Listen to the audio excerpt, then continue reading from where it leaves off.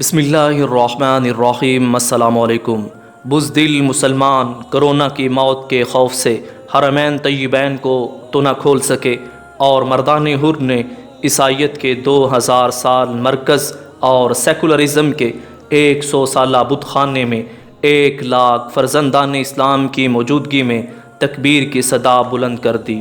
ناظرین، ترکی کے شہر استنبول کی تاریخی جامع مسجد حاجیہ صوفیہ کے ممبر و محرابوں میں 86 سال بعد اذان کی صدائیں بلند ہوئیں تو ملک بھر سے ہزاروں فرزندان توحید کھینچے چلے آئے۔ نماز جمعہ سے قبل ترک صدر اردوگان نے تلاوت قرآن پاک کی سعادت حاصل کی، جبکہ وزیر مذہبی امور پروفیسر ڈاکٹر علی ارباز نے خطبہ جمعہ دیا۔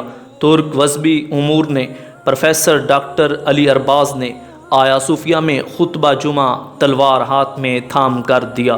تلوار کو سیڑھیوں پر ٹیکے ہوئے وہ ممبر پر چڑھے تو دیکھنے والوں پر جلال کی کیفیت طاری ہو گئی۔ ناظرین، انہوں نے تلوار تھامے خطبہ دیا، جو خلافت عثمانیہ کے دور کی ایک روایت ہے اور فتح کی علامت سمجھی جاتی ہے۔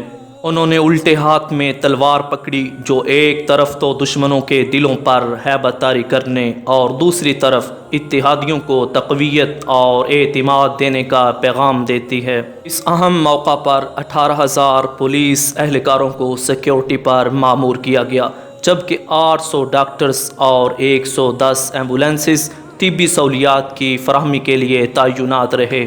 ترکی کے 3 امام اور 5 مؤذن کو خطبے اور اذان کی ادائیگی کا شرف حاصل ہوا۔ یہ ایک ایسا تاریخ ساز موقع تھا۔ لاکھوں افراد نے مسجد اقصی کا یاد رکھتے ہوئے مسجد حاجیہ صوفیہ اور اس کے جوار میں نماز جمعہ ادا کیا۔ صدر جمہوریہ ترکی رجب طیب اردوان نے قرآن کی تلاوت کی اور کہا، اے مسلمانان عالم، یہ سفر بڑا طویل ہے۔ نظام عالم کے قیام تک باذن اللہ ہم اسی طرح ڈٹے رہیں گے۔ دوستو، اس اہم موقع پر صدر طیب اردوان نے ایک ایسا اہم اعلان کیا کہ سارے کفر کے ایوانوں میں لرزہ طاری کر دیا، اور کہا کہ حاجیہ صوفیہ مسجد کو بحال کرنے کے بعد ہماری اگلی منزل مسجد اقصی بیت المقدس کو فتح کرنا ہے۔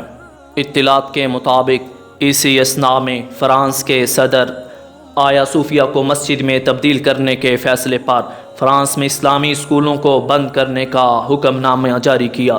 ٹھیک آدھے گھنٹے بعد طیب اردوغان نے ترکی میں موجود 70 فرانسیسی اسکولوں کو بند کرنے کا حکم نامہ جاری کر دیا۔ پھر ٹھیک آدھے گھنٹے کے بعد فرانس کے صدر نے نہ صرف حکم نامہ واپس لیا، بلکہ یہ بھی کہا، ہم اسلامی سکولوں کو نہ صرف کھول رہے ہیں بلکہ ان کی ضروریات کو بھی پورا کرنے کی مکمل کوشش کریں گے۔